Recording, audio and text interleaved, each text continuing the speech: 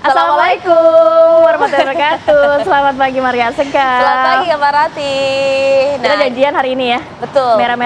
Merah-merah, pinky-pinky ya kan. Agak kompak ya hari ini. Nah, kompaknya kayak gini, hal-hal Kenapa yang tuh? positif. Oh iya, jangan yang negatif ya Ayah. Hari ini juga kita sudah menyiapkan beragam informasi, salah satunya perhatian juga untuk masyarakat. Ternyata BMKG ini juga memberikan early warning atau peringatan dini terkait masih ada bibit siklon dan juga siklon yang juga akhirnya bisa mempengaruhi cuaca buruk bahkan cuaca ekstrim di wilayah Indonesia. Ya, ini harus bisa diantisipasi ya oleh para kepala daerah. Jangan sampai udah menunggu, jangan sampai ya bencana tiba baru kemudian melakukan penanganan. Tapi mitigasi sebelumnya ini kemudian harus diwaspada karena ini bulan-bulan Desember ya kan, terus November ini kan bulan-bulan musim penghujan, tapi juga gitu ya. Ini kan hari libur ya, biasanya justru pergi ke tempat wisata dan lain sebagainya harap diperhatikan ya. Betul sekali, nanti kita hadirkan ya bagaimana kemudian prediksi cuaca oleh BMKG, tapi sebelumnya kami hadirkan informasi untuk Anda dari wilayah Jakarta. Pemirsa, kebakaran yang melanda sebuah rumah yang dijadikan bengkel di wilayah Pondok Kelapa Durensawit. Jadi api ini berhasil dipadamkan setelah menggerakkan total ya ada 8 unit mobil pemadam. Ya, kobaran api membesar diikuti dengan asap hitam tebal dengan cepat membakar seluruh bangunan yang dijadikan bengkel dan juga tempat tinggal di Jalan Kalimalang, Durensawit, Jakarta Timur. Besar sekali kalau kita melihat ledakannya ya. Insiden ini memicu kepanikan warga sekitar setelah mendengar beberapa kali suara ledakan dari lokasi bangunan yang terbakar. Petugas damkar langsung tiba di lokasi dan juga memadamkan api agar api ini tidak merembet ke bangunan lainnya. Kebakaran diduga terjadi karena korsleting listrik yang memicu percikan api mengenai sejumlah barang yang mudah terbakar. Api dapat dipadamkan kurang lebih 30 menit setelah menggerakkan 8 unit mobil damkar beserta 35 personel. Iya. Hati-hati ya untuk hal-hal yang bisa memicu kebakaran. Karena ini sebenarnya bengkel yang dijadikan tempat tinggal juga. Itu dia, belum lagi kan memang di sebelah-sebelah juga banyak tempat usaha ya? Dan juga rumah warga kan. Masih dari informasi kebakaran pemirsa, ini ada kebakaran yang menghanguskan 6 rumah dan 1 bangunan usaha di Kelurahan Dulalowo, Kecamatan Kota Tengah, Kota Gorontalo. Jadi lokasi kebakaran ini berada di pemukiman padat penduduk yang tentunya membuat pemadam kebakaran kesulitan ya pada saat memadamkan api. Anda bisa lihat sendiri lokasi seperti apa. Api dengan cepat membesar kemudian menghanguskan total ada 6 bangunan rumah dan 1 bangunan tempat usaha servis AC. Pemilik rumah dibantu warga sekitar berupaya menyelamatkan isi rumah. Namun beberapa kali terjadi ledakan yang berasal dari bengkel servis AC. Jadi Anda bisa bayangkan ya kepanikan di lokasi seperti apa. Baru setelah 2 jam pemadaman, api ini bisa dipadamkan. Tapi belum diketahui pasti penyebab kebakarannya seperti apa. Total catatan di lokasi ada 16 kepala keluarga yang terdiri dari 51 jiwa terdampak dalam kebakaran.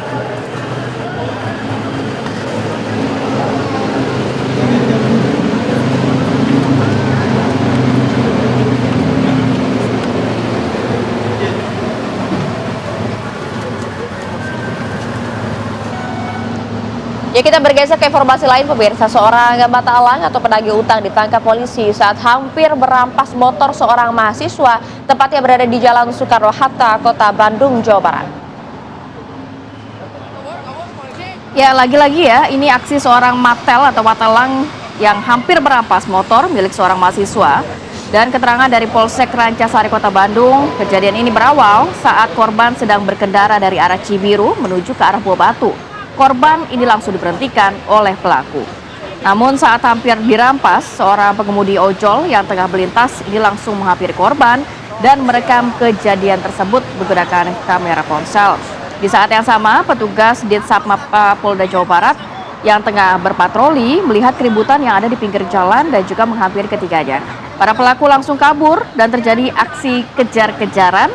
Para penagih utang ini akhirnya berhasil ditangkap dan masih dalam pemeriksaan terkait legalitas dan juga surat tugas mereka. Lagi marak ya nampaknya aksi mata elang ini ya. Ya, itu dia. Karena kan memang sekali lagi ya itu kan tidak dibenarkan penarikan yang berlokasi secara paksa, di jalan dan juga secara paksa. Ada penganiayaan juga di situ ya. Ya pemirsa, ini yang juga marak menjadi perbincangan publik, konten kreator atau YouTuber Adimas Firdaus atau yang lebih dikenal dengan nama Resbob ditangkap kepolisian. Jadi Resbob sebelumnya menjadi buronan setelah video ujaran kebencian bermuatan rasis yang ia lontarkan menjadi viral di media sosial. Ya, Resbob ini diamankan oleh penyidik Direktorat Reserse Kriminal Khusus Polda Jawa Barat di sebuah desa di wilayah Semarang, Jawa Tengah. Menurut polisi, Resbob sempat berpindah-pindah tempat dan juga bahkan bersembunyi untuk menghindari dari kejaran polisi. Ia diterbangkan dari Bandara Ahmad Yani Semarang menuju ke Bandara Soekarno-Hatta Cengkareng. Di Bandara Suta, pelaku kemudian dibawa ke Mapolda Jawa Barat untuk menjalani pemeriksaan lebih lanjut. Jadi pada Senin malam ya, Resbob tiba di Mapolda Jawa Barat sekitar pukul 23.15 waktu Indonesia Barat.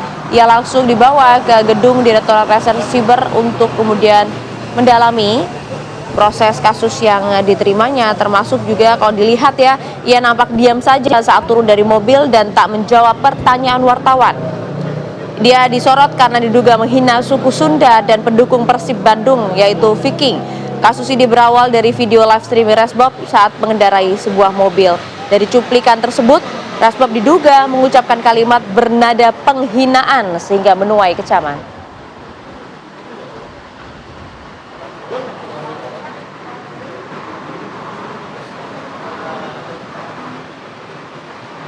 Nah, sementara itu pemirsa diwaspada untuk kita semua ya, karena cuaca yang tak menentu ini, hujan deras disertai dengan angin kencang menerjang wilayah barat di Kabupaten Sumedang, Jawa Barat pada Selasa petang dan puluhan rumah warga rusak pada bagian atap. Sejumlah video amatir warga yang merekam situasi mencekam terjangan hujan disertai angin kencang yang menerjang wilayah barat Kabupaten Sumedang, Jawa Barat, tepatnya di kawasan Jatinangor. Jadi pasca terjadinya hujan angin, puluhan rumah warga terdampak.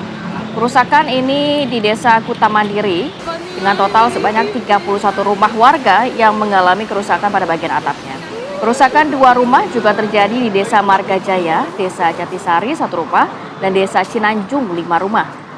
Selain itu, bangunan kampus Akademi Meteorologi juga terdampak dengan 2 ruangan mengalami plafon yang ambruk.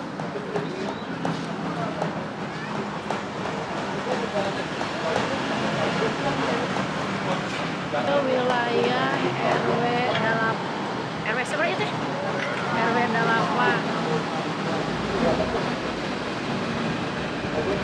Baik, kita bergeser ke informasi selanjutnya pemirsa. Ini ada mobil pengangkut narapidana milik Lapas 2B Tuban mengalami kecelakaan di Jalan Sumperagung, Plumpang, Tuban, Jawa Timur.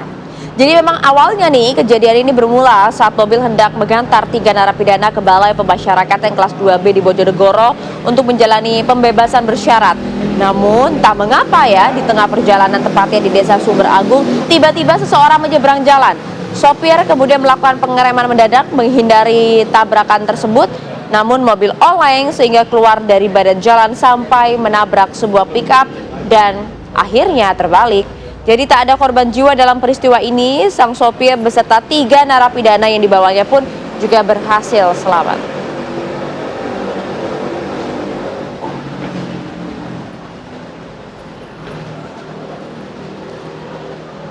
Ini bukan seperti yang di film-film ya, usaha kabur atau enggak, ini memang murni kecelakaan ya.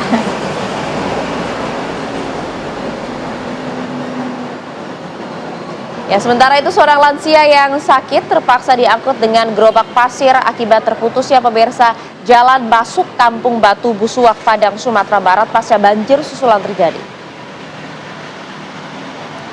Ya, ini miris sekali pemirsa, warga lansia yang dievakuasi dari Kampung Batu Busuak melewati lereng Bukit Lambuang Bukik karena jalan satu-satunya ke kampung ini sudah putus total dihantam banjir bandang susulan. Lansia tersebut diturunkan oleh aparat TNI yang sedang membuat jalan alternatif masuk ke kampung dibantu oleh warga. Jadi sejak banjir bandang susulan yang terjadi pada Minggu sore kemarin, Kampung Batu Busuak telah terisolasi penuh. Akibat jalan satu-satunya masuk kampung ini putus total dihantam oleh arus banjir. Nggak kebayang ya bagaimana proses evakuasi ini berlangsung, dan tentunya tidak hanya satu lansia saja yang membutuhkan proses evakuasi. Pasti kan ada beberapa pihak, bahkan juga kemudian anak-anak di desa yang terisolasi itu loh, Rati. Ya, karena juga kita melihat di bencana ini banyak sekali evakuasi yang dapat dikatakan darurat, terkadang menggunakan helikopter, terkadang harus menandu puluhan kilometer bahkan ya. Ya, ini satu dari sekian ya proses evakuasi yang cukup dramatis yang kita lihat di lokasi bencana di Sumatera hingga Aceh. Baik, masih dari informasi bencana pemirsa, akibat tingginya curah hujan di kawasan Danau Maninjau, Tanjung Raya Agam, Sumatera Barat, ini menimbulkan longsor dan juga menimpa rumah warga. Ya, kalau Anda lihat pemirsa dari laporan rekaman warga ini bahwa menyebutkan longsor susulan terjadi sekitar pukul 19 waktu Indonesia bagian Barat pada malam tadi ya. Jadi ada satu rumah tertimpa longsor dan tidak ada korban karena pemilik rumah sudah berada di tempat pengungsian. Tapi bisa dibayangkan bagaimana kemudian kondisi longsor yang terjadi sangat tiba-tiba, aliran arus banjirnya juga cukup deras begitu ya. Sebelumnya kawasan Sungai Batang Kecamatan Tanjung Raya ini luluh lantak diterjang longsor dan banjir bandang pada 2 pekan lalu.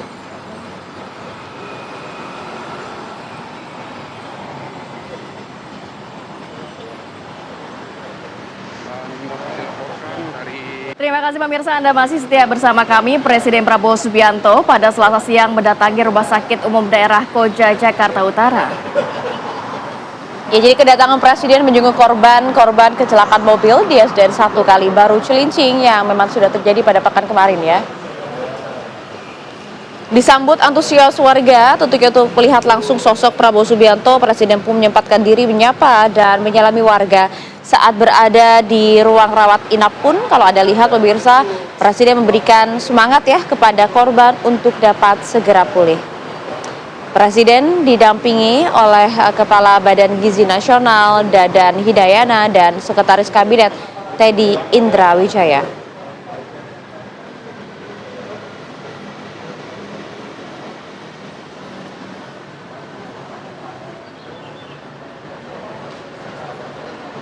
Ya, kita beralih ke informasi lain pemirsa. Mantan Menteri Agama Yakut Holil Komas diperiksa KPK terkait penyelidikan dugaan korupsi dalam kasus pembagian kuota tambahan haji pada tahun 2024 selama 8 jam.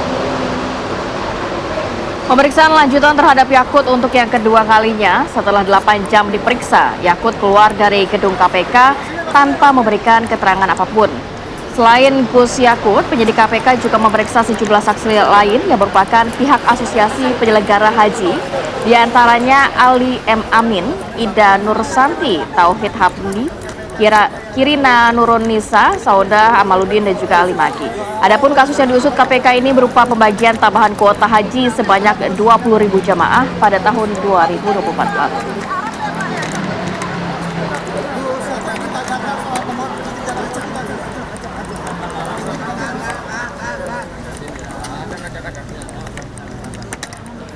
Pemirsa, Pengadilan Agama Kelas 1 Bandung memberikan penjelasan ini mengenai gugatan cerai yang dikaitkan dengan Atalia Praratia terhadap mantan Gubernur Jawa Barat Ridwan Kamil. Ya, ini ramai ya diperbincangkan ya. Ternyata pada 10 Desember disampaikan PA Bandung adanya klasifikasi perkara cerai gugat yang didaftarkan secara e-court dengan inisial AP dan MRK yang disinyalir merupakan Atalia Praratia dan Muhammad Ridwan Kamil. Humas PA Bandung menyampaikan atas perkara tersebut belum mengetahui alasan gugat cerai yang dilakukan penggugat. Namun Pengadilan Agama telah mengirimkan surat pemanggilan terhadap kedua belah pihak dan rencananya akan dilakukan mediasi pada 17 Desember 2025. Sebelumnya, Panitera PA Bandung Dede Supriyadi membenarkan bahwa istri dari mantan Gubernur Jawa Barat Ridwan Kamil telah mendaftarkan gugatan cerai yang didaftarkan ke Pengadilan Agama Bandung.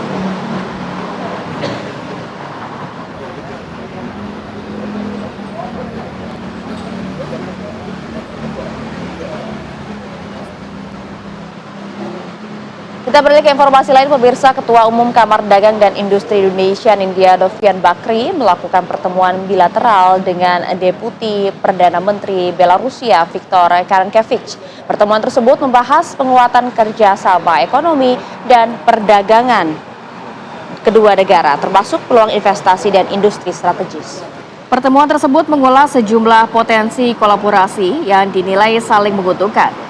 Setidaknya terdapat 4 hingga 5 sektor utama yang menjadi fokus pembahasan, mulai dari industri pupuk hingga pemanfaatan pasar halal Indonesia. Kedua pihak juga mendiskusikan peningkatan produktivitas sektor pertanian, yakni melalui pemanfaatan teknologi termasuk mekanisasi dan juga pengembangan mesin serta peralatan pertanian.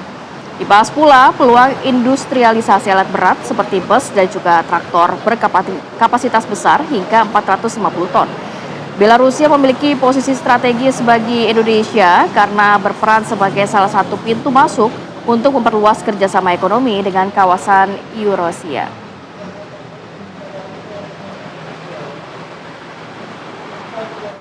Tadi kita bicara 4-5 hal. Pertama, bagaimana bisa membangun tentunya industri fertilizer, karena mereka adalah pengirim potas yang besar ke Indonesia. Tapi tidak stop di situ, bagaimana bisa meningkatkan produktivitas agrikultur dengan teknologi. Dan yang ketiga juga bicara mengenai masinisasi atau mesin membuat untuk peralatan tentunya ini tadi agrikultur. Dan tadi juga bicara mengenai suatu industrialisasi alat berat. Jadi seperti bus, traktor terutama yang gede-gede sampai 450 ton gedenya. Dan yang terakhir juga bicara mengenai bagaimana memanfaatkan pasar halal di Indonesia.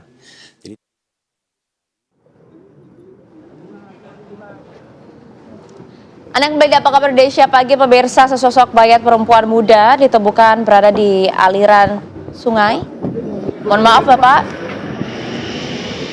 Ya, kita Jadi ada bergeser ke saksikan informasi ini pemirsa adalah Adimas Firdaus atau YouTuber yang kemudian dikenal sebagai Resbob yang ditangkap kepolisian. Ini memang sempat viral beberapa waktu lalu karena diduga kemudian melakukan ujaran kebencian bermuatan rasis yang ia lontarkan menjadi viral di media sosial. Resbob diamankan oleh penyidik Direktorat Reserse Kriminal Khusus Polda Jawa Barat di sebuah desa di wilayah Semarang, Jawa Tengah. Jadi menurut pihak kepolisian, Resbob ini sempat berpindah-pindah tempat, bahkan bersembunyi untuk menghindari dari kejaran polisi. Ia diterbangkan dari Bandara Ahmad Yani Semarang menuju ke Bandara Suta Cengkareng. Dan dari Bandara Suta, pelaku kemudian dibawa ke Mapolda Jawa Barat untuk menjalani pemeriksaan lebih lanjut. Pada Senin malam, Resbob tiba di Mapolda Jawa Barat. Ia langsung dibawa ke gedung Direktorat Reserse Siber Polda Jawa Barat. Dan ia terlihat diam saat turun dari mobil dan tidak menjawab apapun pertanyaan dari awak media. YouTuber Resbob disorot setelah diduga menghina suku Sunda dan pendukung Persib Bandung yaitu Viking. Kasus ini berawal dari video live streaming Resbob saat mengendarai mobil dan dari cuplikan tersebutlah Resbob diduga mengucapkan kalimat bernada penghinaan. Bahkan ini menuai kecaman.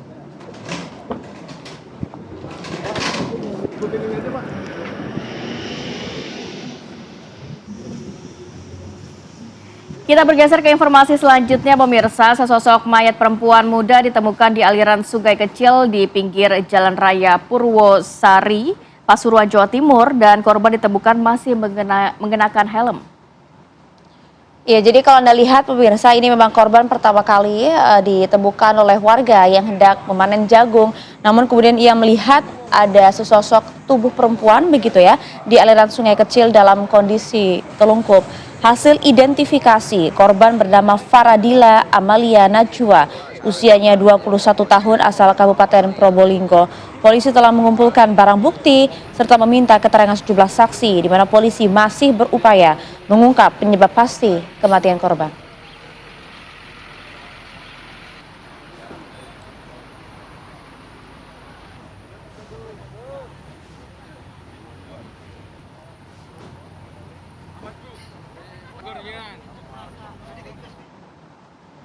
Ya, dua pelaku kakak beradik akhirnya berhasil diringkus pemirsa oleh polisi usai melakukan aksi bejatnya. Kalau kita lihat ini pelaku melakukan pemerkosaan dan bahkan juga merekam aksi kekerasan seksual kepada korban, seorang wanita muda asal Magelang, Jawa Tengah.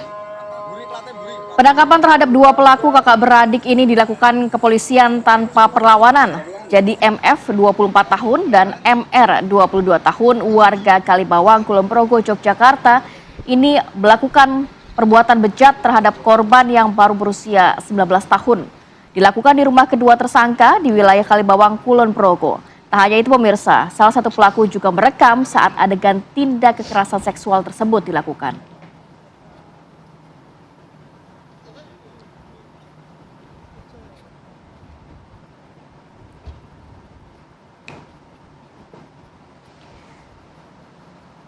Dari Kulon Progo, Yogyakarta, kita bergeser ke wilayah Pati, Jawa Tengah, pemirsa. Viral di media sosial, ada seorang bayi yang baru dilahirkan ditemukan warga di Kabupaten Pati, Jawa Tengah, dibuang ke dalam tong sampah.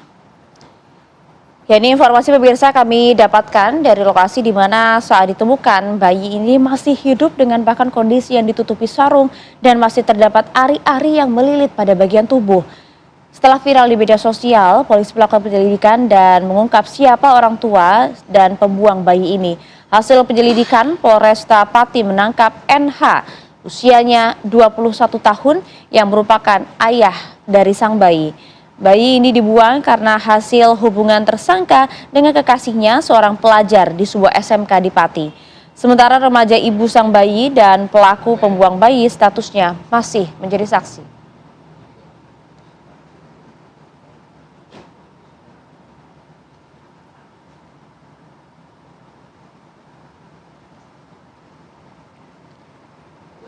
Sementara itu, seorang bayi 6 bulan di wilayah Jombang di Kecamatan Ciputat Timur, Kota Tangerang Selatan, pemirsa, harus tewas di tangan ayah kandungnya sendiri.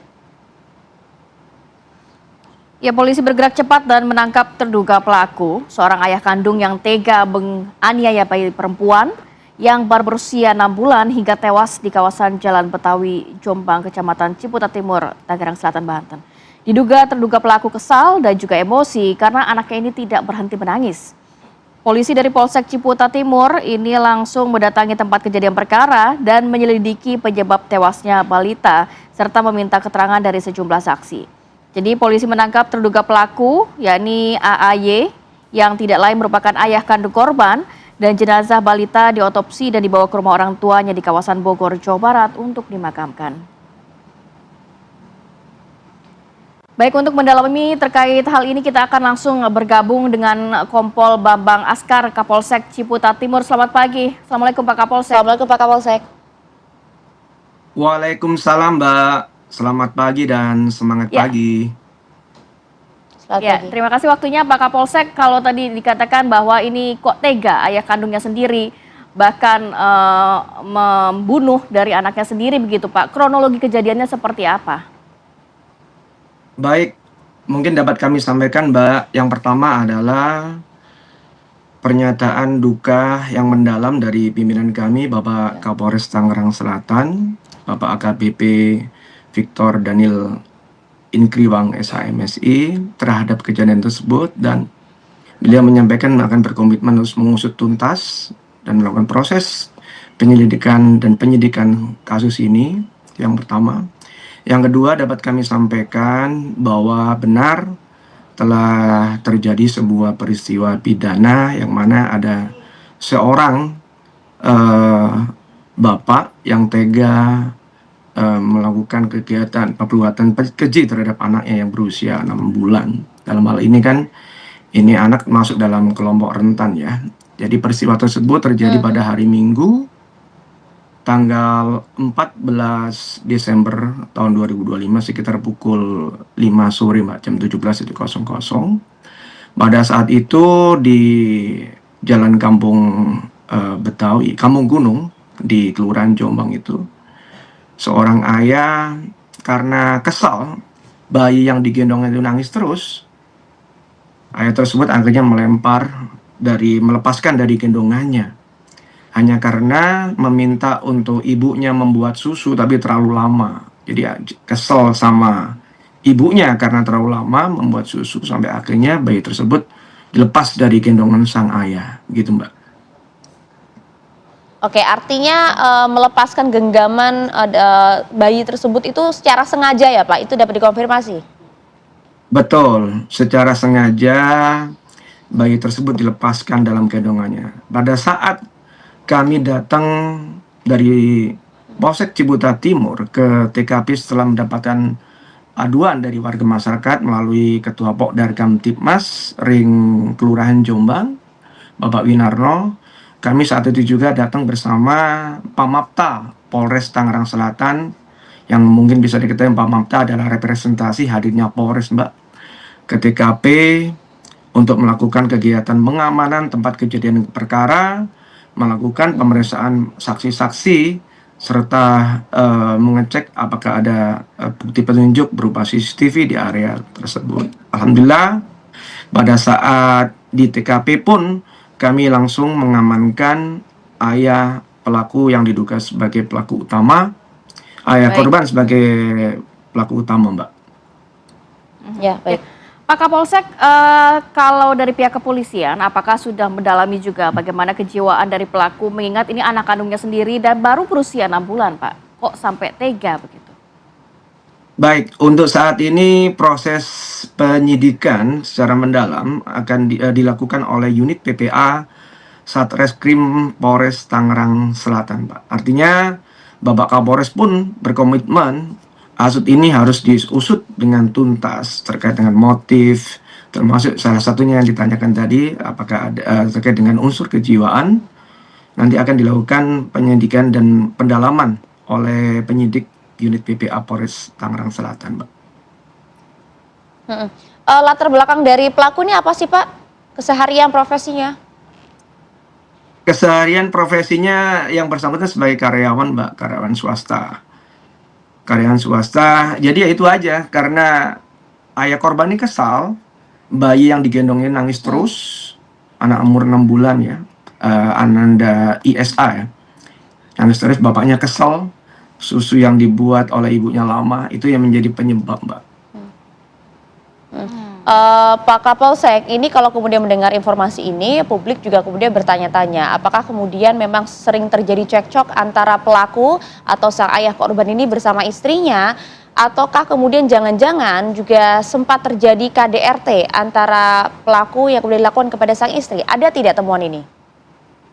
Kami tidak bisa berandai-andai, Mbak. Jadi nanti akan diupdate oleh penyidik unit PPA Satreskrim Polres Tangerang Selatan, dan update yang terbaru bahwa terhadap ayah dari korban sudah ditetapkan sebagai tersangka pelaku dugaan KDRT ini. Baik, terima kasih banyak Kompol Bambang Askar, Kapolsek Ciputat Timur sudah berbagi informasi dan waktunya pada pagi hari ini. Bapak, selamat beraktivitas kembali. Terima kasih banyak Pak Kapolsek. Assalamualaikum. Beberapa kali ke Aceh saya sudah 3 kali, ke Sumatera Utara 2 kali, ke Sumatera Barat baru 1 kali.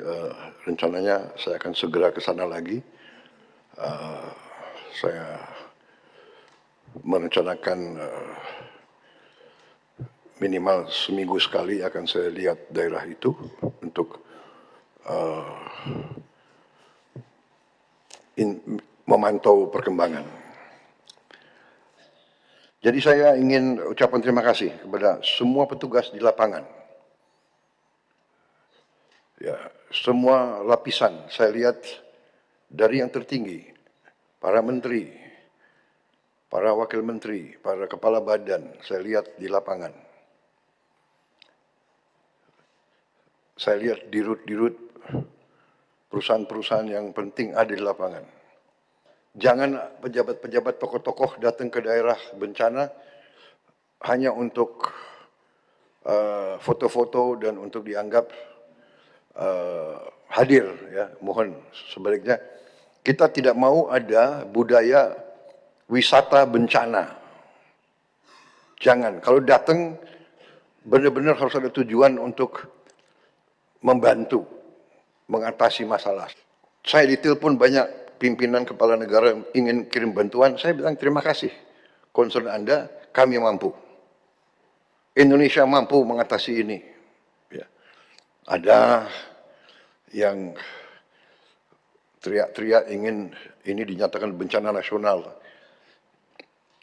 Kita sudah kerahkan, ini 3 provinsi dari 38 provinsi. Jadi situasi terkendali. Saya monitor terus, ya, dan kita sudah merencanakan segera akan kita bentuk, apakah kita namakan badan atau satgas rehabilitasi dan rekonstruksi. Segera kita akan bangun hunian-hunian sementara dan hunian-hunian tetap. Bahkan mungkin saya dapat laporan dari Menteri Perumahan ya, mungkin mulai hari Minggu ini kita sudah mulai membangun 2.000 rumah. Ya, karena kan ini sudah hampir 1 bulan, Rati sudah memasuki pekan ketiga, Ya. masyarakat terdampak bencana di Sumatera Barat, Sumatera Utara, hingga Aceh ini kan berada di lokasi pengungsian. Jadi Betul. Presiden selain membuka akses jalan yang utama, kemudian juga fokus terhadap bagaimana kemudian mereka ini bisa sementara berada di hunian tetap maupun juga hunian sementara begitu. Betul, jadi Presiden tidak mau lagi nantinya ada kendala lahan, Itu kendala birokrasi dan lain sebagainya untuk segera dapat merealisasikan dari hunian tetap dan juga hunian sementara. Dan kabarnya 1 bulan inilah harusnya hunian sementara ini sudah rampung semua. Iya, kalau Pak Presiden maunya rencananya. dipercepat ya gitu kan. Tapi kita bahas bagaimana realisasi di lapangan, memungkinkan atau tidak, skemanya juga seperti apa. Sudah hadir bersama kami saat ini ada Pak Didi Hoirul, Sekjen Kementerian dari PKP. Selamat pagi Pak Didi. Assalamualaikum Pak Didi. Pagi. Terima kasih sudah hadir dan juga ada Pak Trubus Rahardiansyah, pengamat kebijakan publik. Selamat pagi Pak. Pagi Mbak. Terima kasih sudah hadir, sudah lama ya nggak Udah lama ya, pagi-pagi nggak sengaja pagi-pagi. Ada iya, sih betul sama-sama sekali. Mbaknya Dan kami ketemu. juga sudah tersambung Bapak-bapak. Ini ada Bupati Gayo Luas, ada Pak Suhaidi. Assalamualaikum, selamat pagi. Selamat Pak Suhaidi. pagi, Assalamualaikum Pak Bupati. Selamat pagi. Waalaikumsalam warahmatullahi wabarakatuh. Ya Pak Bupati, sudah jelas arahan dari Presiden Prabowo Subianto terkait hunian sementara dan juga ada hunian tetap. Kalau kita berbicara mengenai wilayah Gayo Luas sendiri Pak, ini pasca bencana sebenarnya sudahkah ada pendataan secara spesifik berapa kebutuhan rumah bagi warga terdampak di Gayo Luas, karena memastikan jumlah serta penerima bantuan ini kan harus benar-benar datanya real begitu Pak, sehingga tepat sasaran nantinya. Sudah adakah pendataan? Ya, terima kasih Mbak Maria dan Rania. Untuk di pasca bencana banjir bandang di Kabupaten Gayo Luas, itu kita terus pastikan bahwa berapa jumlah korban rusak berat dan rusak ringan untuk rumah masyarakat kita yang terkena dampak. Dan termasuk hari ini kita sedang berproses untuk menetapkan kawasan hunian sementara dan hunian tetap. Karena ada 11 desa, Mbak, itu memang kita pemerintah daerah harus berdasarkan kajian teknis, itu kita harus merelokasi, Mbak. Merelokasi karena desa ini memang selama ini mereka persis berada di pinggir sungai gitu. Jadi untuk ke depan tentu ini tidak mungkin kita membangun hunian sementara atau hunian tetap masih di lokasi yang sama. Artinya kita nanti dari pemerintah daerah akan berupaya mencarikan lahan yang aman dan nyaman bagi masyarakat kita yang terdampak untuk dibangunkan hunian sementara dan hunian tetap gitu, Mbak. Ya, tapi begini Pak Bupati, karena kan ini ada 11 desa, artinya kan butuh hunian yang juga cukup banyak kan. Lahan ini apakah kemudian masih ada yang bisa dimanfaatkan di sekitar area utama atau rumah tempat tinggal awal dari para warga ini? Ya, untuk yang 11 desa ini kami pikir sudah tidak bisa dimanfaatkan di sekitar di mana mereka tinggal sebelumnya gitu, Pak. Nah, makanya kita harus merelokasi. Kecuali untuk desa-desa yang terdampak yang lainnya, di situ juga kita temukan rumah yang rusak berat dan rusak ringan gitu. Nah, itu mungkin masih memungkinkan. Jadi total rumah rusak berat itu hilang dan hanyut, kemudian rusak berat yang tidak bisa ditempati lagi itu totalnya ada sekitar data sementara ya Mbak, data sementara itu 5.014 unit rumah. Kemudian jumlah yang rusak ringan itu 457 unit. Itu total kerusakan data sementara yang kita terima gitu Pak Nataya. Dan hari ini kita sedang kebut untuk by name by address sehingga nanti memudahkan bagi siapa saja baik dari PKP sendiri atau dari BNPB untuk melakukan tindak lanjut pembangunan hunian sementara ataupun hunian tetap itu Pak Maria. Ya, Pak Bupati tadi Anda mengatakan bahwa lebih dari 5.000 lah rumah yang dapat dikatakan ini rusak berat ya Pak di 11 desa. Dari sisi Anda sendiri bagaimana ini memetakan lokasi-lokasi lain yang aman Pak, yang untuk relokasi dari para korban terdampak, baik untuk hunian sementara atau hunian tetap nantinya? Sudah ada lokasi-lokasi yang mungkin dipetakan oleh Pemkab? Sudah Mbak, kita sudah petakan dan kita sudah carikan tempat pembangunan hunian sementara dan relokasi. Mungkin hari ini juga tim kita masih ada di lokasi Mbak, di kecamatan-kecamatan untuk menetapkan pembangunan hunian sementara dan hunian tetap. Saya pikir sudah 80% Pak, mungkin dalam beberapa hari ke depan ini kita bisa kirimkan langsung ke Kementerian PKP, BNPB dan Kementerian PKP untuk dilakukan pembangunan hunian sementara dan hunian tetap barangkali nanti Pak secara bertahap itu. Ya. Nah, insya Allah tidak ada Kalau masalah boleh tahu, Pak, Pak, karena ini kita juga lokasinya berapa pemerintah jauh daerah. dari lokasi awal, Pak? Gimana Mbak? Kalau boleh tahu mungkin lokasinya seberapa jauh dari lokasi awal? Oh itu variasi Pak, mungkin ada yang 1 kilometer, ada 500 meter dari lokasi awal. Yang penting menurut kita ini sudah tidak berada lagi di bantaran sungai gitu Pak. Jadi secara perlahan yang 11 desa ini memang itu mereka itu tinggal di pinggiran sungai seperti yang foto yang kita lihat ini itu adalah desa itu Pak. Jadi itu langsung kita relokasi ke daerah yang lebih tinggi dan agak jauh dari pinggir sungai gitu Pak. Ya, karena kan kalau kemudian lokasinya terlalu jauh, pastikan yang menjadi pertimbangan adalah ekosistem yang sudah ada kan dari lokasi sekolah, kemudian juga pekerjaan, lahan pertanian dari warga setempat begitu Pak. Apakah ini juga kemudian menjadi bagian pertimbangan Anda dan juga tim untuk memetakan lokasi-lokasi lahan untuk hunian sementara maupun hunian tetap nantinya? Saya pikir kalau memang itu direlokasi, Mbak, tentunya kan pemerintah daerah, pemerintah pusat dan provinsi harus memikirkan juga fasilitas-fasilitas umum tentunya, Mbak, seperti sekolah, kemudian masjid dan musola dan fasilitas-fasilitas lainnya. Tentu ini akan mengikut, kecuali rumah yang rusak berat untuk desa-desa yang tidak kita relokasi itu mungkin masih dapat memanfaatkan daerah-daerah yang kita relokasi, kemudian masih dapat memanfaatkan fasilitas-fasilitas umum yang masih tersisa. Mungkin kalaupun ada rusak fasilitas umum yang rusak, tentunya kita akan merehabilitasi dan merekonstruksi gitu Pak Maria. Oke.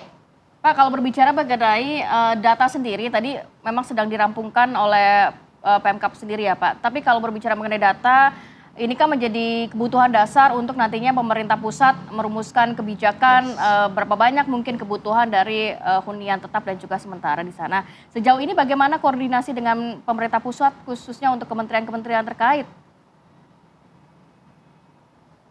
Ya, kita terus berkomunikasi dengan kementerian dan kemarin juga kita sudah ada petugas khusus dari Balai Perumahan Pemukiman Aceh untuk memverifikasi data yang sudah kita siapkan ini. Nanti setelah dilakukan verifikasi oleh Balai Perumahan dan Pemukiman, tentunya data ini akan kita kirimkan secara resmi ke kementerian untuk dibangunkan rumah sementara atau rumah tetapnya gitu Pak. Kita sudah ada petugasnya gitu. Baik.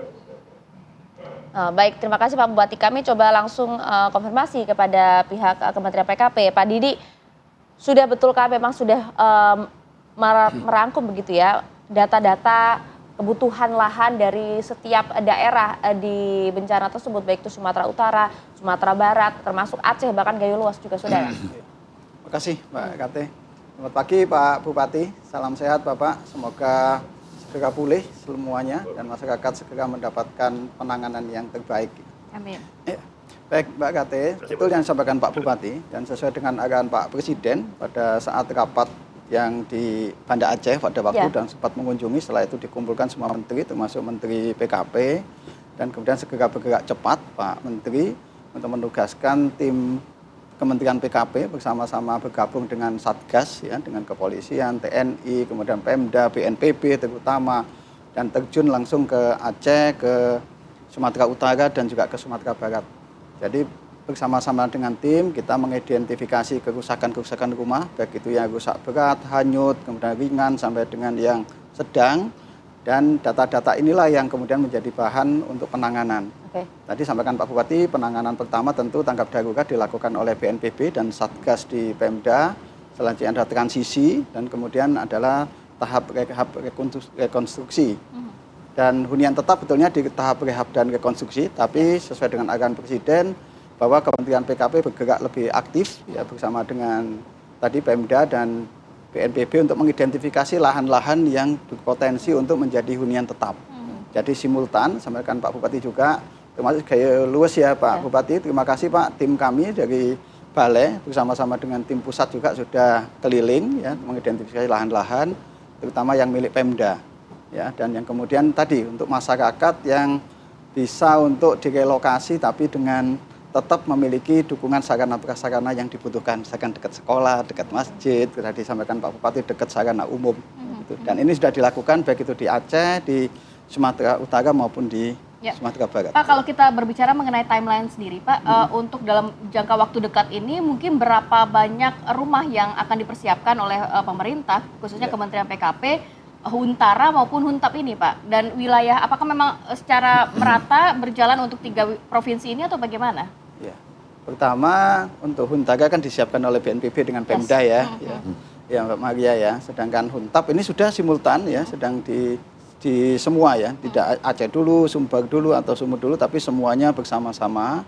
Dan sebagaimana dilaporkan Pak Menteri pada saat sidang Kabinet Paripurna, ada 2.000, bahkan tadi malam sudah dirapatkan juga dipimpin Menteri Hukum dengan Menteri Dalam Negeri, kemudian juga dari Pemda, Pemprov Aceh, Pemprov Sumbar, dan Pemprov Sumut.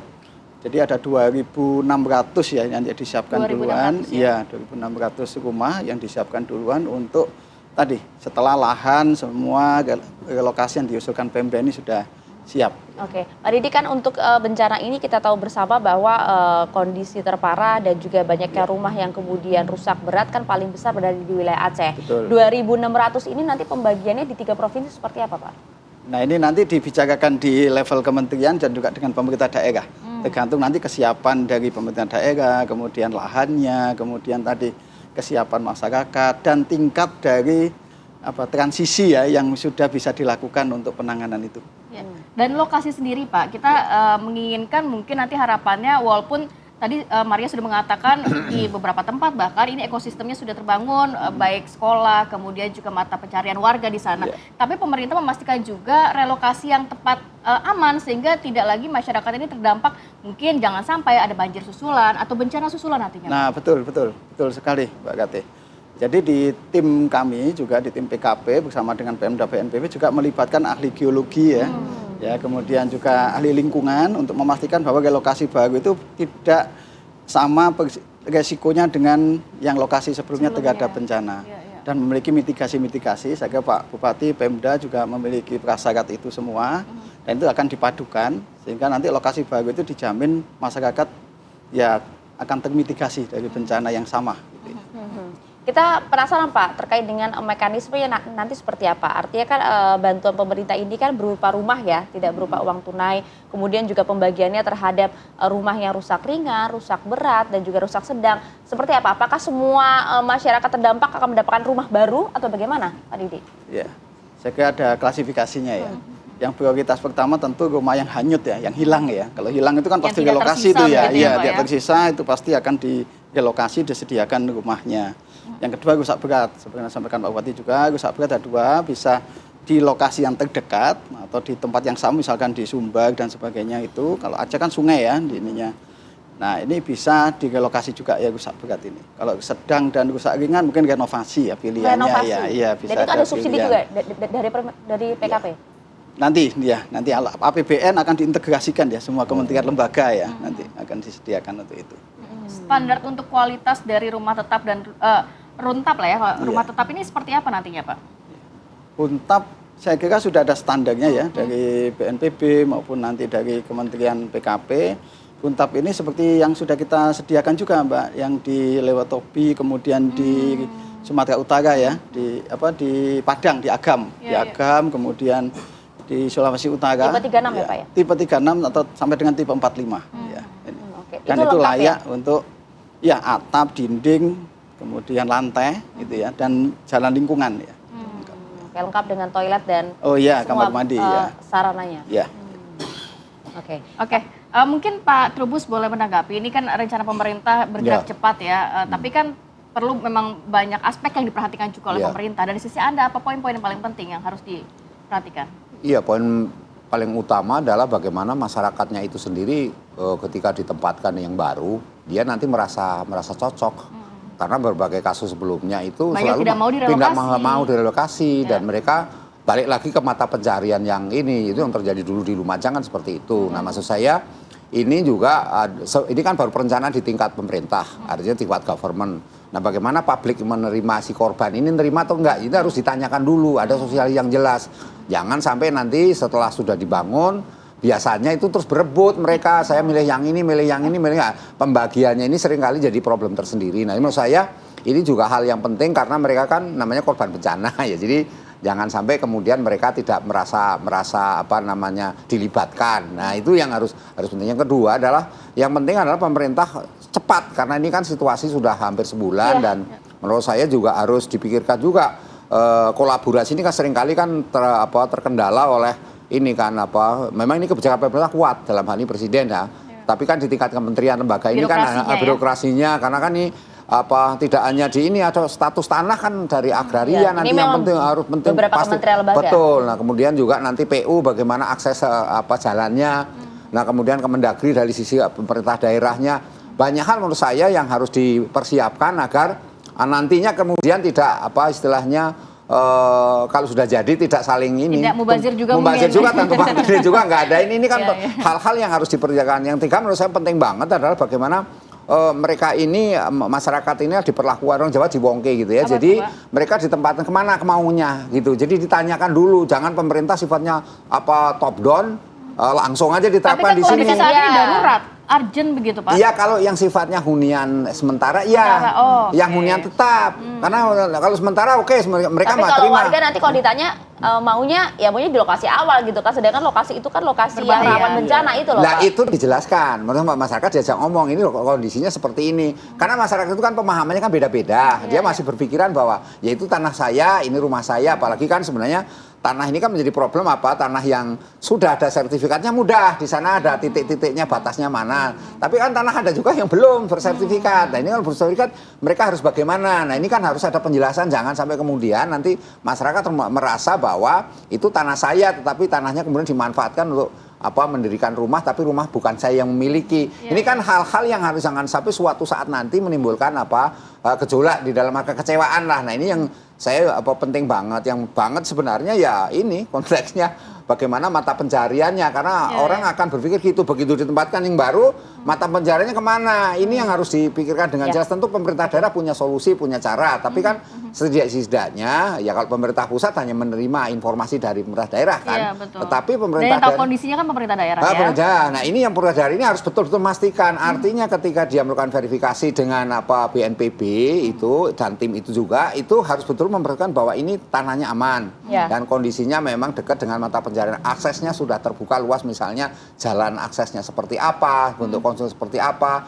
itu semuanya dijelaskan semua. Termasuk juga legalitas itu kan? Iya, masalah legalitas itu nomor satu itu karena nanti tidak boleh suatu saat tanah itu karena bisa saja kondisinya bergeser karena tertutup lumpur ya kan, lumpur itu bergeser tanahnya itu. Oke, nah sebelum sampai ke sana mungkin kita coba konfirmasi dulu kepada Pak Bupati Pak Suhaidi, bagaimana kemudian sosialisasi terhadap warga yang kemudian nanti akan mendapatkan termasuk dalam hal ini fokusnya adalah rumah hunian tetap itu ya, apakah kemudian sosialisasi sudah dilakukan? Respon masyarakat juga seperti apa Pak Bupati? Dijawabnya sesaat lagi, kami jeda dulu, kami kembali untuk Anda usai jeda.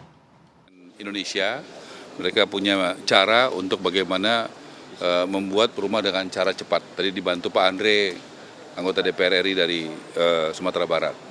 Kemudian juga kami juga ada yang selama ini kami pakai RISA, itu panel untuk bagaimana rumah yang dalam proses seperti sekarang. Jadi kita akan langsung melihat kebutuhannya berapa, kemudian kita langsung bicara dengan produsennya, kemudian juga kita juga sudah minta balai-balai kita untuk bisa memberikan masukan kepada Pemda lokasi-lokasi mana yang kira-kira bisa aman, ya bisa tidak terlalu jauh. Tentu ini rumah ini kan akar ya kehidupan dengan pasar, dengan sekolah anak-anaknya dan sebagainya. Jadi supaya bergerak dengan cepat gitu loh. Jadi tidak perlu berlama-lama ya dengan situasi sekarang begini gotong royong aja. Jadi, ya, Kita lanjutkan ya Pak Bupati, tadi pertanyaan gantung saya Pak, bagaimana kemudian sosialisasinya kepada masyarakat termasuk juga memberikan perhatian khusus bagi mereka yang mungkin khawatir nanti dengan adanya relokasi ini mata pencaharian mereka hilang. Silakan Pak Bupati. Ya, terima kasih Mbak. Itu memang kita dari pemerintah daerah terus melakukan sosialisasi, berkoordinasi antara Propimda kemudian dengan Forkopimjam di tingkat kecamatan dan desa.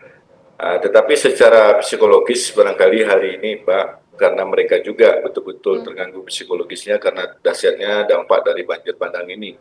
Karena sebelumnya mereka tidak pernah mengalami kejadian seperti ini. Jadi ini sebenarnya bisa memudahkan pemerintah daerah untuk merelokasi.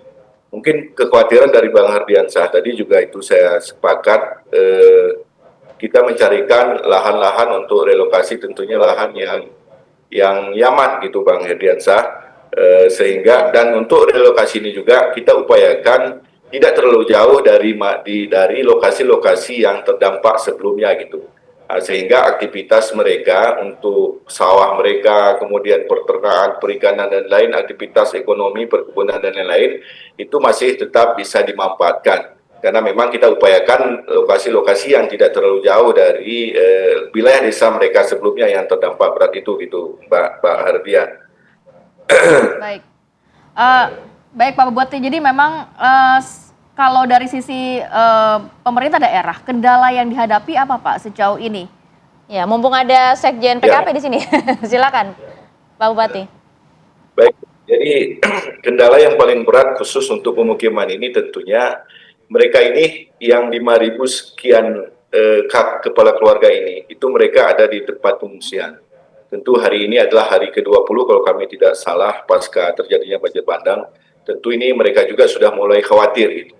Kapan pemerintah akan hadir. Tetapi saya juga berharap kepada Pak Didik barangkali dalam kesempatan ini, kalau memang memungkinkan untuk kita bangunkan hunian tetap, rumah yang tetap untuk yang 5.000 sekian warga ini saya pikir lebih bagus Pak. Jadi kita tidak berpikir dua kali harus hunian sementara dulu, tetapi kita bisa langsung membangun hunian tetap. Tentu ini juga tergantung kepada ketersediaan lahan yang kami siapkan. Tetapi saya yakin dalam beberapa hari ini Pak, ini nanti akan ada segera kami sampaikan lokasi-lokasi untuk relokasi yang 11 desa ini tadi Pak. Kemudian perlu juga saya tanyakan kepada Pak Didik barangkali syarat utama untuk hunian tetap ini Pak. Tentunya syarat utama yang harus kita penuhi itu satu Pak. Kemudian yang kedua, apakah ada anggaran untuk pembebasan lahan? Karena memang ini lahan-lahan masyarakat tentunya harus kita ganti rugi Pak untuk pembebasan lahan pembangunan hunian sementara ini. Kalau memang ada tentu ini sangat bagus dan mungkin bisa mengurangi beban pemerintah daerah untuk pengadaan relokasi lahan ini Pak, relokasi desa. Izin coba mungkin dijawab dulu ya Pak Bupati ya, biar bisa langsung terfasilitasi. Silakan Pak Didik. Ya, makasih Pak Bupati. Makasih Pak. Jadi betul Pak, semuanya berjalan simultan Pak ya, antara kita penanganan tadi pengungsi, kemudian hunian sementara ke agak hunian tetap. Bahkan setuju Pak Bupati kalau memang sudah ada lokasi yang siap, yang memenuhi semua persyaratan, baik itu legalitas, kemudian lokasi, kemudian mitigasi bencana, dan kesiapan dari para pengungsi atau para masyarakat yang akan menempati, maka kemudian bisa juga langsung hunian tetap juga. Oh ya, bisa jadi tidak usah melalui hunian sementara dulu? Iya, tapi kan ini perlu ada tahapan-tahapan ya yang perlu dilakukan, termasuk pembangunan hunian tetapnya. Saya kira itu yang ini ya, yang setuju dengan Pak Bupati, dan semuanya sedang dikerjakan juga oleh tim baik itu Satgas di daerah maupun di pusat, baik itu oleh kementerian lembaga. Untuk pembebasan lahan? Nah, anggaran ini sedang dikoordinasikan terus ini oleh kementerian, dikoordinir oleh masing-masing kementerian ya, ada Menko Infra, Menko PMK, kemudian juga langsung dari Pak Presiden ya dan Pak Menteri gitu ya. Nah, ini sedang dikoordinasikan terus ya untuk bagaimana penyiapan. Saya kira sampaikan oleh Pak Presiden di sidang Kabinet Paripurna, anggaran siap, kita tetap bisa untuk menangani ya semuanya sampai dengan nanti masyarakat memiliki. Jadi yang perlu digarisbawahi untuk 2.600 ini non APBN, nantinya tetap ada anggaran yang dipersiapkan oleh pemerintah pastinya ya. Betul. Ini tahapan awal kan? Tahapan awal dulu ya, tahapan awal dulu. Pak Didi, boleh juga ditanggapi poin dari Pak Trubus tadi terkait legalitas, jangan sampai hunian tetap ini nantinya tidak diminati masyarakat atau masyarakat ini berebut Pak. Dan apakah masyarakat perlu menyiapkan surat-surat dan lain sebagainya karena kan ya sudah banyak yang hilang. Pasti kan udah nggak ada Pak ya identitas diri, data surat-surat itu bagaimana kemudian mereka bisa memenuhi syarat-syarat dari pemerintah pusat? Saya kira satu legalitas terhadap lahannya ya, nanti pemerintah daerah ini sebagian besar sudah pemerintah daerah ya itu sudah menyiapkan tanah-tanah Pemda sebetulnya. Ada juga yang tanah dari kementerian gitu ya, contohnya ada dari Kementerian Agama dan seterusnya. Nah ini mungkin legalitas dari tanah Pemda itu udah jelas gitu ya. Nah kemudian yang kedua dari masyarakatnya saya kira pemerintah daerah yang akan mengidentifikasi penduduknya dan sebagainya dan termasuk sosialisasinya dan termasuk nanti menetapkan by name by address-nya ya, termasuk di mana lokasi untuk penduduk itu ya. Oke. Kalau untuk lahan yang dimiliki oleh negara sendiri dari PKP sudah ada data konkretnya nggak sih Pak? Ini tahap verifikasi ya, Oh, masih bertahap ya, bertahap gitu ya. Oke, langsung ke Pak Didi. Pak Didi, tadi kan disampaikan bahwa sebenarnya pemerintah daerah, kepada Pak Bupati, mohon maaf. Tadi Pak Didi sampaikan bahwa sebenarnya pemerintah daerah ini sudah punya kok lahan-lahan Pemda yang sudah disiapkan. Betul demikian Pak? Adakah kesulitan dalam proses pencarian lahan untuk hunian tetap ini, Pak Bupati? Saya pikir mungkin pemerintah daerah punya lahan itu, Mbak, tetapi sepertinya tidak mungkin karena lahan yang punya Pemda ini kan belum tentu dekat juga dengan lokasi desa yang terdampak gitu. Jadi kita fokus seperti kekhawatiran Pak Dian tadi, relokasi ini diupayakan tidak terlalu jauh dari desa yang terdampak sebelumnya gitu. Karena memang umumnya satu desa ini mereka berada dalam satu kawasan. Jadi kalau dia tidak terlalu jauh dari lokasi terdampak ini, mereka masih ke depannya nanti akan bisa dimanfaatkan kembali oleh masyarakat kita gitu. Terutama lahan-lahan perkebunan dan lahan pertanian mereka gitu. Tetapi walaupun demikian untuk ini nanti kami Pak Didi terus berkoordinasi dengan pihak terkait tentunya untuk pembebasan lahan ini. Tentu kami juga punya strategi barangkali nantinya upaya-upaya bagaimana supaya relokasi ini bisa cepat kita laksanakan sehingga pembangunan rumah tetapnya bisa segera kita laksanakan Pak Didik gitu. Ya, baik Pak Bupati.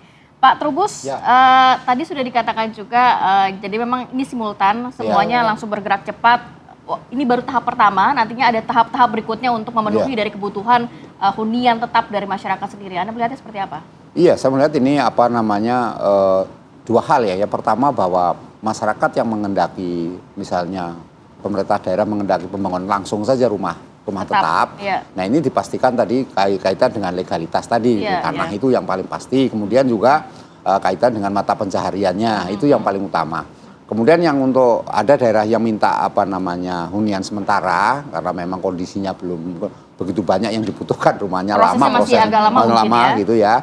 Nah yang sementara ini juga harus dipastikan juga bahwa ini masyarakat diberi ini, karena biasanya masyarakat kan bosen tinggal di tempat ini. Nah ini supaya nggak bosen, seperti apa yang harus dilakukan? Nah, artinya dikasih aktivitas apa sehingga mereka ada kalau kewenangan misalnya pemerintah ngasih uang 600.000 atau berapa, kemudian kan ada itu ya, jika mereka mau sewa, mau ini boleh misalnya meninggal tempat itu sambil menunggu nanti rumah tetapnya. Jadi tapi misalkan artinya sebenarnya seperti pertanyaan tadi dari Pak Bupati dan juga respon Pak Didi, harusnya ini sebenarnya langsung ke hunian tetap saja atau bagaimana? Iya, kalau saya sebenarnya langsung aja hunian tetap saja gitu. Jadi langsung kan toh ini dibangun oleh ini kan non APBN non APBN, nanti APBN tinggal membackup aja kan gitu. Artinya mempercepat itu semua. Nah, sehingga kalau memang pakai hunian sementara kan nanti jadi karena panjang urusannya kalau sementara ini kan, termasuk masyarakat pembangunannya juga 6 bulan loh hunian 6 bulan dan korbannya sendiri yang merasa ini apakah bangunan ini kan karena masyarakat sulit sekali ya, namanya kita menghadapi masyarakat yang kondisinya trauma tadi kan belum pernah terjadi sebelumnya gitu kan, yang kata Pak Bupati lah. Karena itu menurut saya ini lebih baik dibuatkan aja yang kira-kira mungkin langsung saja, cuman memang tadi tanahnya memang kan terbatas. Nah, keterbatasan tanah ini yang harus dipikirkan bersama, tetapi yang jelas yang dananya sudah siap, yang dari non APBN itu kan siap, itu sudah berarti tinggal entah dari mana lah, pokoknya gotong royong, entah itu perusahaan entah apa, pokoknya itu nanti harus segera dibangunkan gitu. Jadi apakah dipilah kemudian yang khusus ini hunian sementara itu yang dari non APBN, kemudian yang APBN nanti yang sifatnya yang hunian tetap kan, seperti itu kan, tapi ada skema yang jelas gitu loh. Karena skema itu yang menjadi penting, karena kalau tidak nanti publik menanyakan lagi Terus sampai kapan saya menunggu? Kan namanya menunggu itu kan sesuatu yang membosankan kan. Jadi kalau ada lagunya kan begitu ya. Jadi harus dikasih kepastian. Itu aja yang penting. Baik, kita berikan ruang juga kepada pemerintah untuk bergerak cepat ya dengan ini kan cukup banyak sebenarnya apa yang perlu diperhatikan ya Pak ya, baik dari sisi legalitas, lahan dan lain sebagainya. Terima kasih banyak Bapak-bapak, Pak Didi, kemudian juga Pak Trubus dan Bapak Bupati sudah berbagi informasi pada pagi hari ini. Sehat selalu. Wassalamualaikum. Salam. Ya, terima kasih pemirsa Anda masih setia bersama kami. Akibat tingginya curah hujan di kawasan Danau Maninjau, Tanjung Raya Agam, Sumatera Barat, ini menimbulkan longsor dan juga menimpa rumah warga. Jadi pemirsa, dari laporan rekaman warga begitu ya, bahwa disebutkan longsor susulan terjadi sekitar pukul 19 waktu Indonesia bagian Barat atau malam tadi. Ada satu rumah tertimpa longsor dan tidak ada korban karena pemilik rumah sudah berada di tempat pengungsian. Tapi Anda bisa lihat bagaimana derasnya arus banjir dan juga longsoran yang kemudian menghanyutkan sejumlah rumah. Sebelumnya kawasan Sungai Batang, Kecamatan Tanjung Raya ini sempat luluh lantak diterjang longsor dan banjir bandang pada 2 pekan lalu.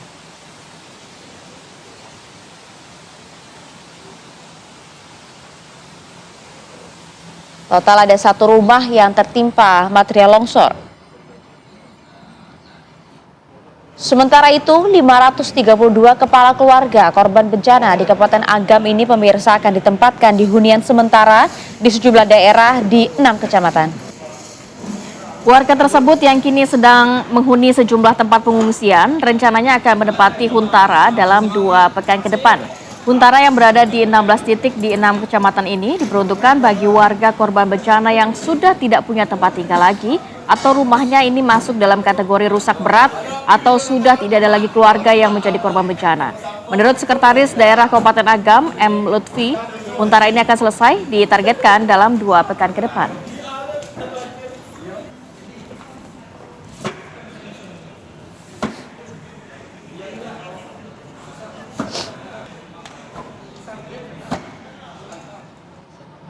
Ya, pemirsa, warga korban banjir dan tanah longsor di Aceh Tamiang Aceh ini terpaksa mendirikan tenda pemirsa di atas jembatan kota Kuala Simpang. Mereka ini sudah seminggu lebih berada di tenda-tenda tersebut. Ya, deretan tenda bertuliskan BNPB, Anda lihat yang berwarna orange terpasang rapi di jembatan kota Kuala Simpang Aceh Tamiang Aceh. Tenda tersebut sudah terpasang sekitar seminggu lebih. Dari kamera drone terlihat tenda sengaja dipasang dekat dengan jembatan agar menghindari luapan air. Selain itu, lokasi ini juga sudah mulai kering dari banjir. Dalam satu tenda ini ternyata bisa menampung sekitar 7 orang untuk sementara waktu.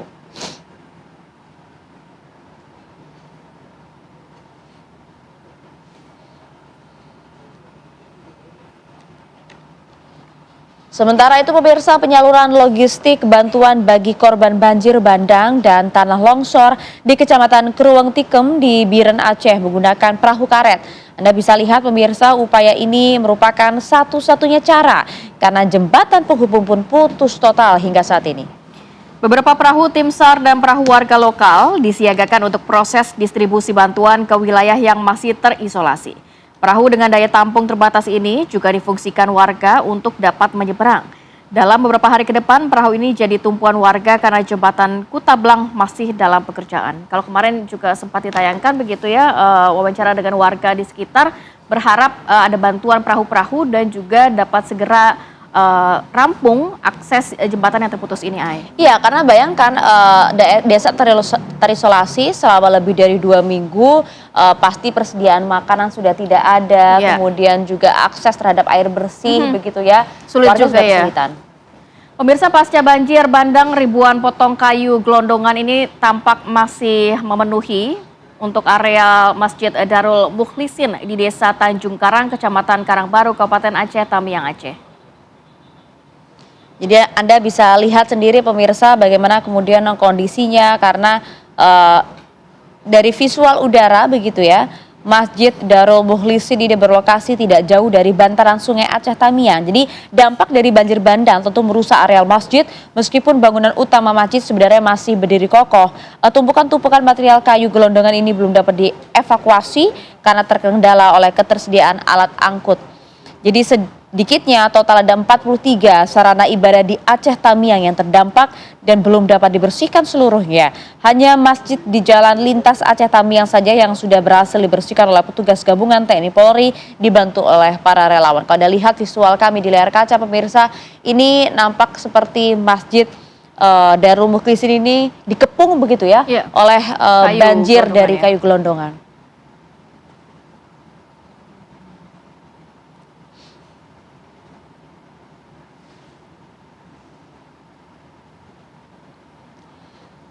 Sementara itu di Kabupaten Aceh Tamiang pemirsa, pasca banjir bandang yang melanda ini ada pemandangan yang cukup mencengangkan terlihat di desa Bukit Rata. Anda bisa lihat ada sejumlah kendaraan berat yang hanyut terbawa derasnya arus air hingga bahkan saling bertumpukan satu sama lain. Beberapa kendaraan berat saling bertumpukan satu sama lain ini menunjukkan kekuatan banjir ini mampu menghempaskan kendaraan besar. Bahkan 2 truk tangki terlihat berada di posisi paling atas dari tumpukan, tidak bisa terbayangkan seberapa besar begitu ya arus saat itu sehingga kendaraan besar-besar ini bisa tertumpuk. Salah satu kendaraan truk tangki nampak tersangkut di pagar dan terjepit di antara truk fuso dan mobil bak terbuka. Bekas garis air pada tangki ini menunjukkan bahwa ketinggian banjir melebihi tinggi truk tersebut sebelum akhirnya surut. Ini menurut warga lokal, lokasi tersebut merupakan gudang parkir dan juga bengkel perbaikan untuk truk tangki. Dan saat air meluap dan menghantam wilayah tersebut, truk-truk yang sedang terparkir ini pun terseret arus.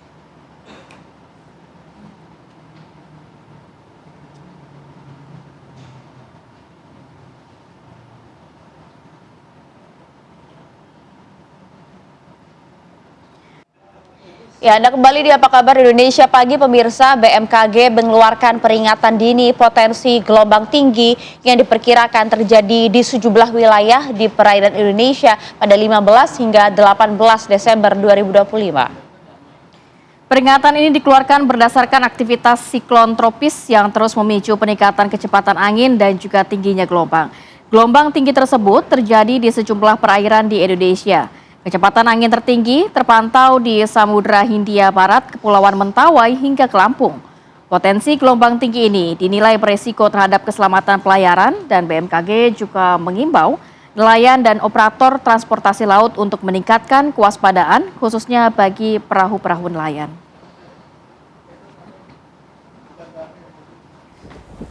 Ya, sudah ada peringatan cuaca buruk dari BMKG dari 15 hingga 18 Desember 2025 dan wilayah mana saja yang harus menjadi perhatian. Kita akan bergabung langsung dengan Bapak Guswanto, Deputi Bidang Meteorologi dari BMKG. Assalamualaikum, selamat pagi Pak Guswanto.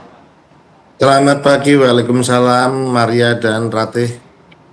Terima kasih. Ya, Pak Gus, kalau mencermati ini masih ada wilayah yang juga beresiko nantinya mengalami cuaca buruk bahkan cuaca ekstrim. Akibatnya seperti apa nantinya Pak? Dan juga apakah ini juga potensinya sama seperti siklon yang ada sebelumnya? Karena kabarnya ini ada sampai 3 siklon yang ada di atau mengepung wilayah Indonesia ya Pak ya? Baik, Maria dan Ratih, jadi saya sampaikan kembali saat ini yang ada adalah 1 siklon tropis Bakung dan 2 bibit siklon tropis 93S dan 95S.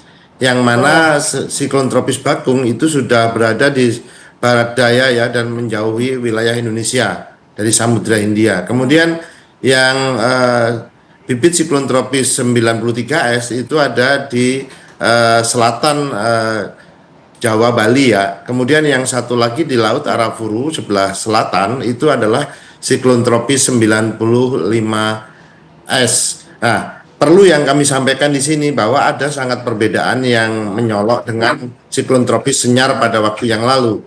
Siklon tropis Senyar pada waktu yang lalu itu adalah baik dia memberikan dampak langsung dan tidak langsung karena dia berada di daratan. Kalau siklon tropis atau Bakung itu tidak, dia masih di laut dan menjauh wilayah Indonesia. Dampaknya adalah dampak tidak langsung.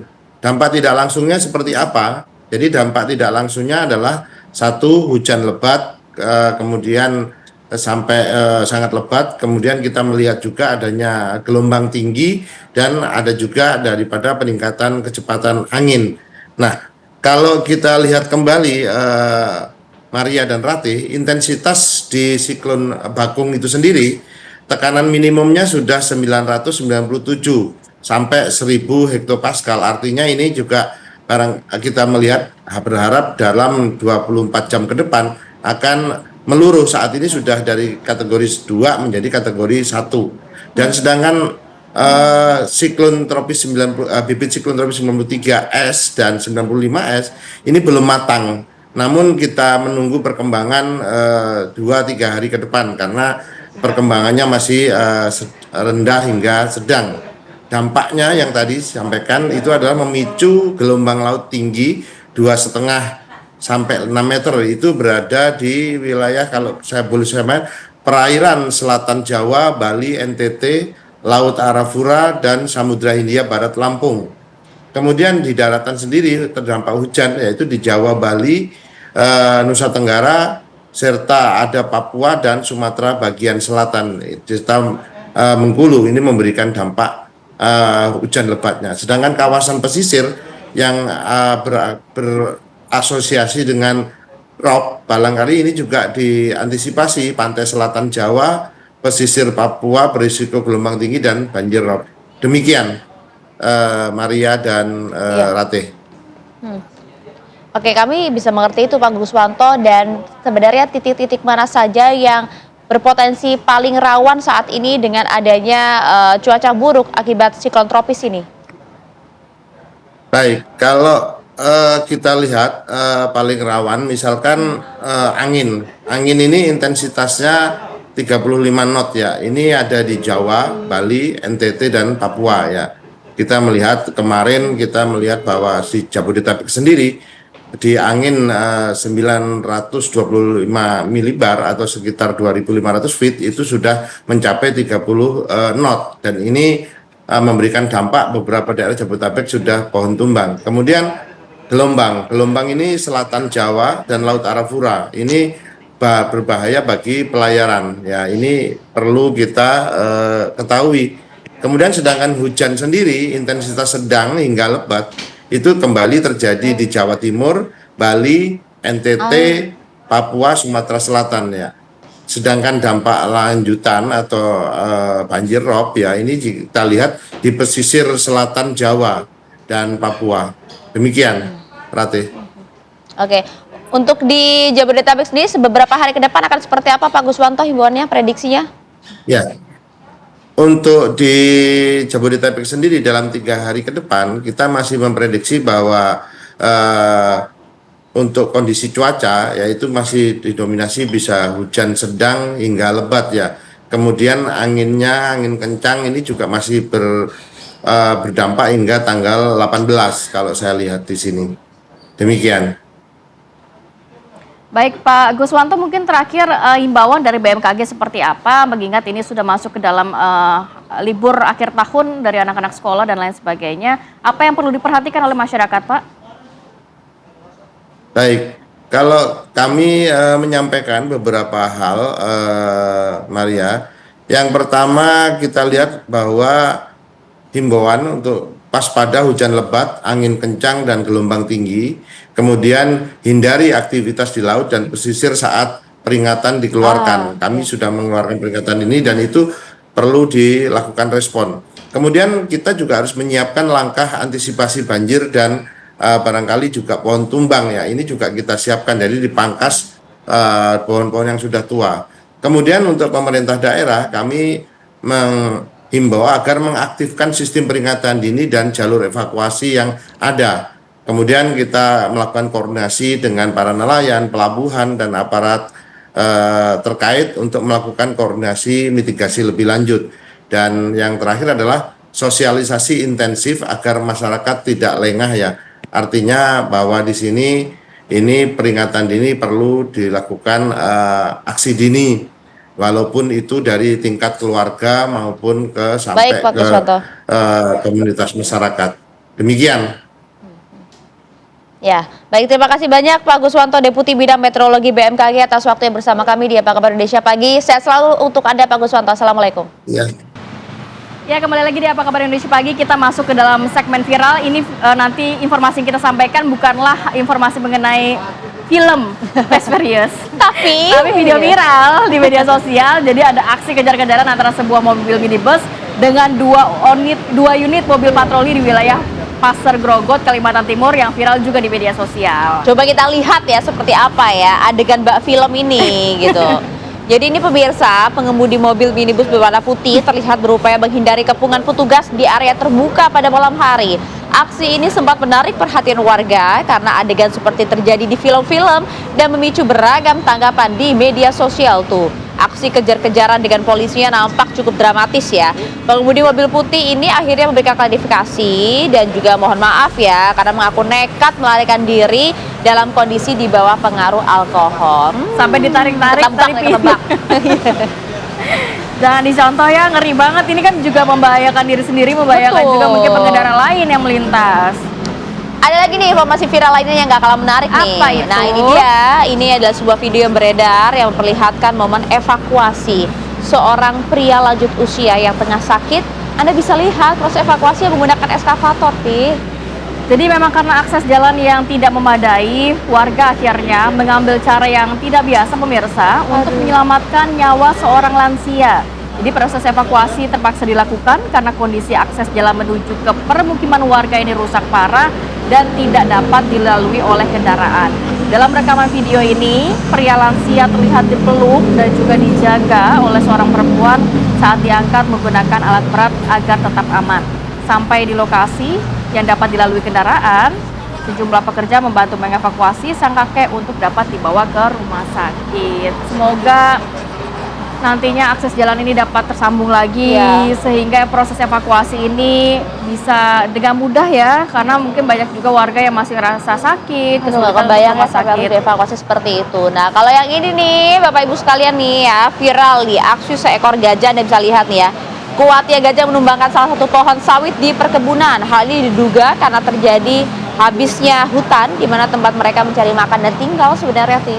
Ya, ini memperlihatkan seekor gajah berada di tengah perkebunan kelapa sawit, menumbangkan salah satu pohon sawit ini untuk mencari makan. Jadi menariknya pemirsa, aksi gajah ini sempat mengundang perhatian warganet. Dengan belalainya, gajah terlihat mendorong dan menggoyangkan pohon sawit hingga roboh. Layaknya sedang bermain, tapi ternyata dia mungkin cari makan di situ. Itu dia, karena kasihan ya, kan habitatnya juga terganggu, akhirnya mau habitatnya tidak mau nggak ada. mencari makan dengan menumbangkan pohon sawit.